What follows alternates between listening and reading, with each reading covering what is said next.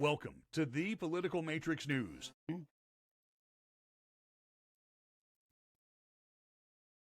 Welcome back. This is the Political Matrix News. Rob Milford in Orlando today, unlike yesterday when I was teamed up with Scott Miller at his digs in Pensacola on the western gates of the Sunshine State. He's in the Purple Room today. That's another part of his extensive mansion that on the north side. Greg Fink is in a motel that rents by the hour in Gainesville. And so here we are, guys, Yes, not quite 24 hours post-assassination attempt. I put on Facebook today that what we were seeing last night and even into this morning is political bias involved in all of this. 2 people, 1 killed, 2 wounded, Trump hurt. That was one headline, right? Possible assassination attempt. Possible. No. That's what it said, possible. I'm like, are you freaking kidding me? Stephanopoulos said he brought it upon himself. Stephanopoulos can shove it up his butt as far as I'm concerned, okay? Here's a guy that said he's making up for the comment last week about, I don't think Biden should serve 4 more years. Okay, so he's making up for it. People have very, very short memories. But what we want to talk about now is the kid whose name goes in the history books because he shot at Donald Trump. And at the time he pulled the trigger the first time, he had, I think it's estimated, less than 10 seconds left to live. So Greg Fink has been doing the diving on that. So is Scott Miller. Guys, I'll let you take it away. I may have questions as we roll along. Have at it. Yeah, his name is Thomas Crooks. He's out of Bethel Park, Pennsylvania. Before we get too far away from these headlines, there's one of them from CNN said that the Trump speech interrupted by Secret Service. Oh, it was. Thank you. That was actually the first CNN headline. Yeah, well, they actually said there was a firecracker too. Said there's a second CNN part, but there's a firecracker. It just speaks to how desperate these guys. Yeah, I'll send James Woods. Nobody could ever shoot at Trump. Yeah, James Woods actually tweeted that out on Twitter. I'll send you a link to it. But it was it's really telling how desperate they are not to utter a single syllable that might be sympathetic towards Trump. Exactly. I mean, here we have this 20-year-old kid from Bethel Park, Pennsylvania, and they're saying suburban Pittsburgh. Yeah, I mean, a very rural area. And they're saying that because he's a registered Republican, then it's not anything political. Although he gave $15 to a progressive platform PAC, but it's only $15, because, he's a 20-year-old kid. At the time he gave that money, he was an 18-year-old kid. And so that was back whenever, actually he was 16 because that was back whenever Biden was inaugurated, which I guess was like 4 years ago. So he would have been around 16 or 17 years old on January 20th of 2021. And so that's whenever he donated that $15 to the Progressive PAC. And so, I mean, and they're trying to make excuses and everything else, saying this is not political. And we have no idea where it is right now. We do know that he had bomb-making material in his car, and his car was parked right around the corner from the event. He had bomb-making material at his home. Had IEDs in his vehicle at the event. This is a problem. Well, you have to know right now that law enforcement is going through, every phone call this kid's ever made to try to determine what connections, if he's just a lone wolf or he had connections to other people who may have designs on the upcoming conventions. Right. So who knows? I mean, this is a young, person. There's hardly any social media information out there about him at this moment. I'm sure he has a social media presence that we're just not made aware of yet. And it's going to be interesting to see how this all unfolds and see what, if it was political or not. I do know one thing. Whenever these young, naive children keep being told that Trump is Hitler and Trump is Stalin and Trump is destroying the world, you might get a reaction like this. Some people who just do not understand that's rhetoric. literally half of this kid's life, he has heard the narrative. And my daughter kind of confirmed, my 15-year-old daughter kind of confirmed that she's never heard the media say anything that wasn't demonizing Trump as exactly as the harbinger of the apocalypse. So for some confused person to get built up in their head that they're being heroic is really not all that far of a stretch by taking out this person. I mean, who wouldn't want to go? Who hasn't fantasized about being able to go back and take out Hitler before he murdered all these people and caused World War II? It's exactly. It's irresponsible for these people, and frankly, it is the highest point of gaslighting for these guys to call Trump the demon that he is. They have been calling him for all this time, and then this happened. They're saying, well, why are you guys overreacting? And for all the Sunday morning shows, to be saying that he basically deserves this. Yeah, basically, that he brought it upon himself. That he's the one who's. But then we have Biden out there saying that he's trying to unify the country.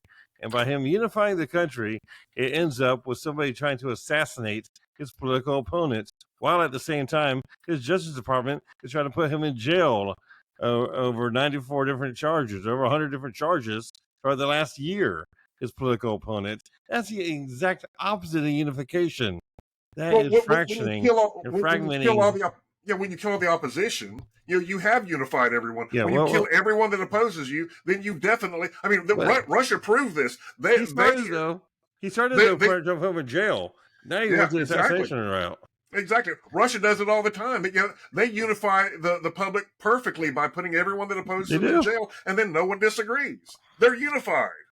Right. I mean, the deal is this. Hold on a second. The deal is this. They refer to Trump as a threat to democracy. What we saw yesterday was the threat to democracy. That's an actual threat to democracy. Yeah, it is. That's the real thing. The whole idea that every single building, because now we found out after we talked yesterday that he was not on like a smaller building. He was on top of the AGR building, which is a very large building in the area of the location it was at. And we'll show a picture of it here soon.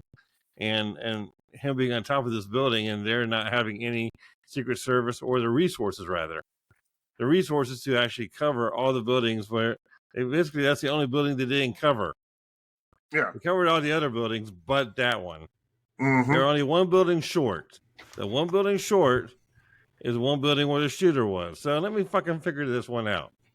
Okay. I'm sorry. It ain't rocket science. There were only 6 buildings on the property within earshot or a turkey shoot range of that stage. That was 100. And he covered all of them, but one.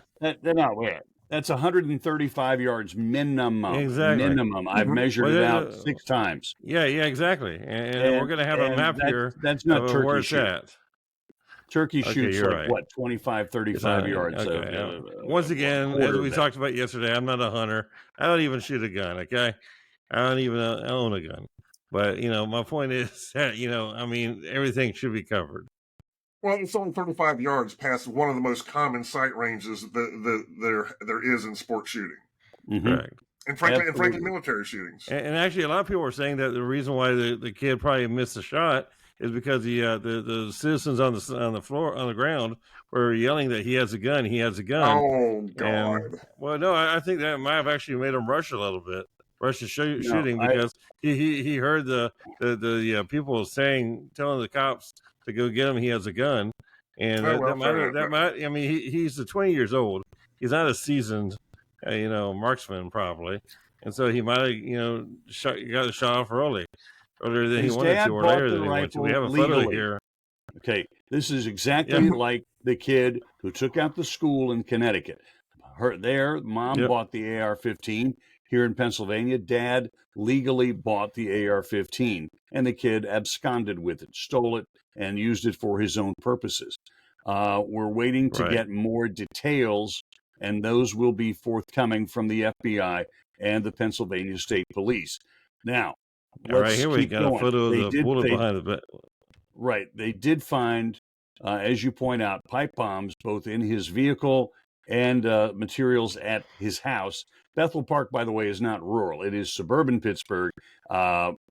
I would say there are no country roads out there, no dirt roads, and nobody has cars up on blocks in their front yard. I don't know what your criteria is. Okay, It's a nice that's not my neighborhood, to be criteria for honest. rural.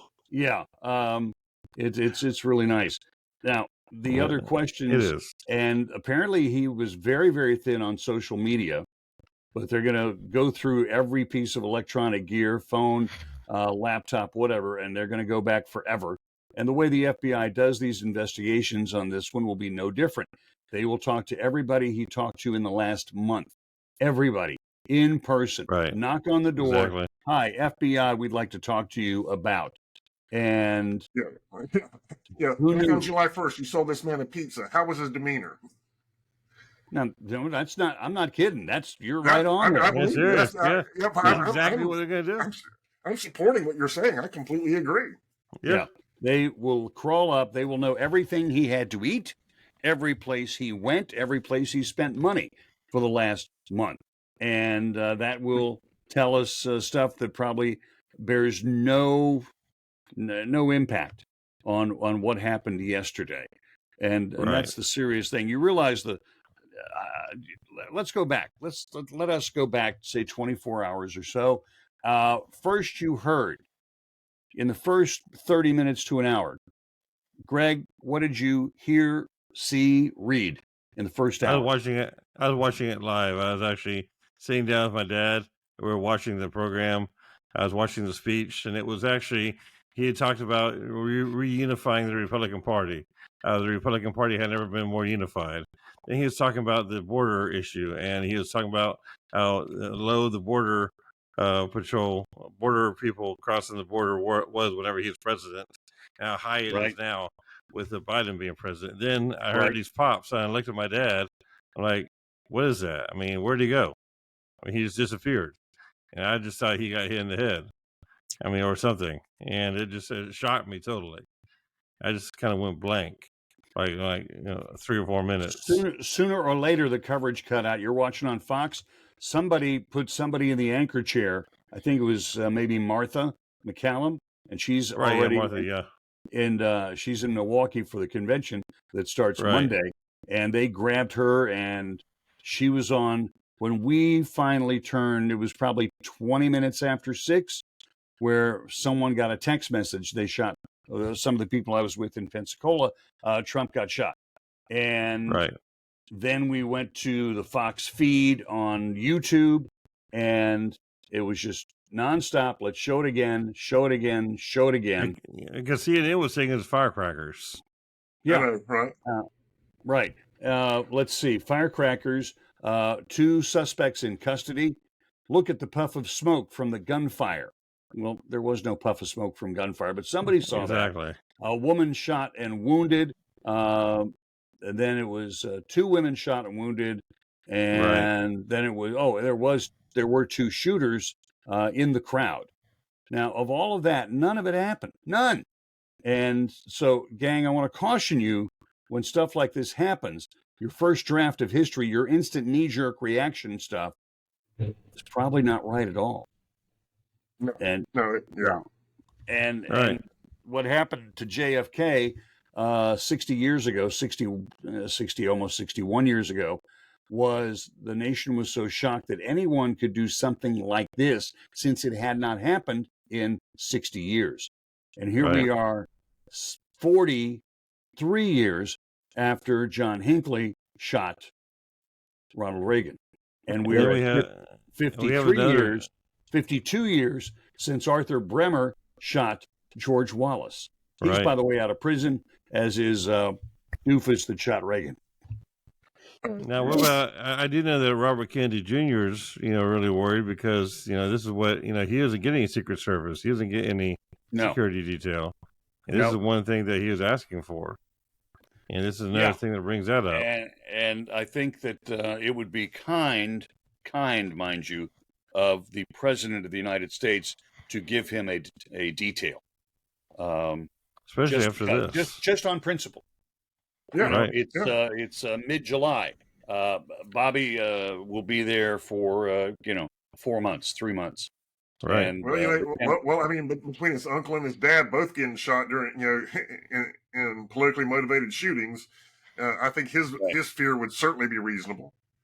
Oh, I agree. Yeah, you bet. I mean, so it only just takes one because his time. name's Kennedy and he's Catholic, let's kill him. Mhm. So they're right now. The autopsy has been performed, and they will look closely at what is left of his brain, and Mhm. we'll have some details on that. But that's going to be a month, 6 weeks away before we get any details on that. Also, as a journalist of 40, almost 50 years, I got to tell you something. The word alleged, you hear alleged gunman. I've heard that multiple times. Here's the deal. The son of a bitch Really? shot Trump. The Secret Service blew his freaking head off with a .338 Lapua round. And I'm talking stuff that takes down water buffalo. We're not talking 50 caliber, but it's a substantial round.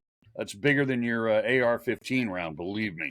And yeah, and again, we came less than a centimeter away, a centimeter about that much, okay, Yep. from losing Donald Trump. Am I mad Right. at the AR-15? No. I'm mad at the idiot who had one, should not have had one. He stole it Right. from his dad, didn't tell his dad. Probably in houses like that, the gun case may be down in the basement, not in the living room, not stashed under dad's bed. But Exactly. since the kid had never used it to speak of, having it grabbed and taken out, no one may have noticed it. So we'll know more about the rifle, more about the kid as the days go on. We just wanted to update you with this, and we'll talk about in our next episode coming up. We'll talk about the Secret Service. Did they win or did they lose? Will they have a boss at the end of the day, end of the week? And does Biden really trust the Secret Service to do the job? Aha. So you can like us, you can share us, you can subscribe us, but you always have to call us the Political Matrix News.